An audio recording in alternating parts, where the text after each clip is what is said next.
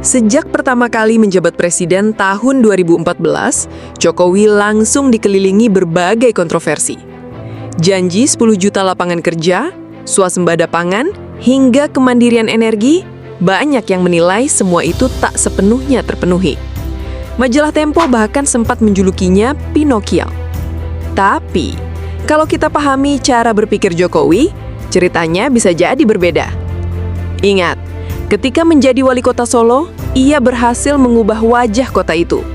Lalu di Jakarta, ia membawa budaya belusukan. Itu membuktikan Jokowi punya kemampuan menggerakkan perubahan nyata.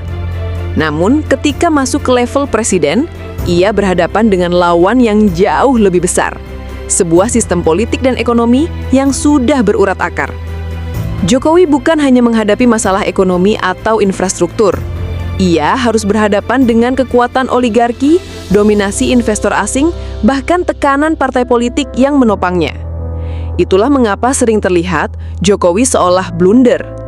Karena di panggung besar bernama politik Indonesia, ia bukan aktor tunggal, melainkan bagian dari skenario yang lebih rumit. Namun bukan berarti Jokowi berhenti. Justru ia memilih jalan lain, membangun pondasi. Pembangunan jalan tol, MRT, LRT, bendungan, pelabuhan, semua itu adalah dasar jangka panjang, bukan hasil instan.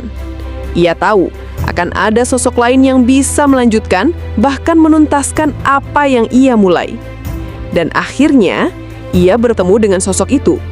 Seorang jenderal yang sejak lama dihormati dan ditakuti lawan-lawannya, Prabowo Subianto. Setelah bertarung 3 kali di Pilpres, pada 2019 Prabowo justru merapat ke Jokowi. Dari situlah keduanya membangun chemistry baru. Sebagai Menteri Pertahanan, Prabowo bergerak cepat, modernisasi alutsista, diplomasi pertahanan, hingga program food estate.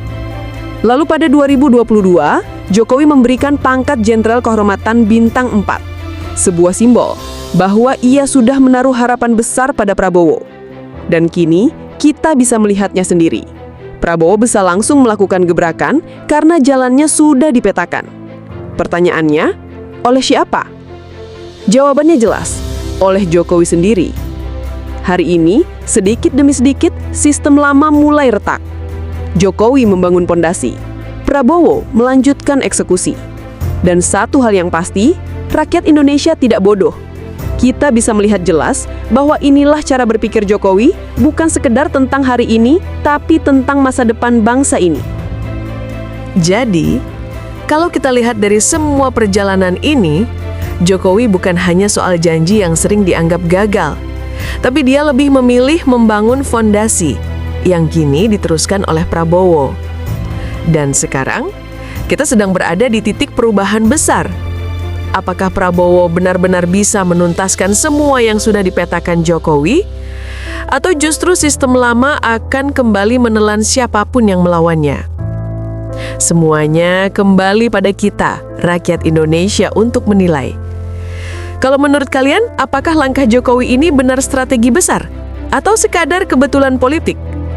Tulis pendapat kalian di kolom komentar. Jangan lupa like, share, dan subscribe, karena kita akan terus kupas kisah-kisah besar di balik layar politik Indonesia.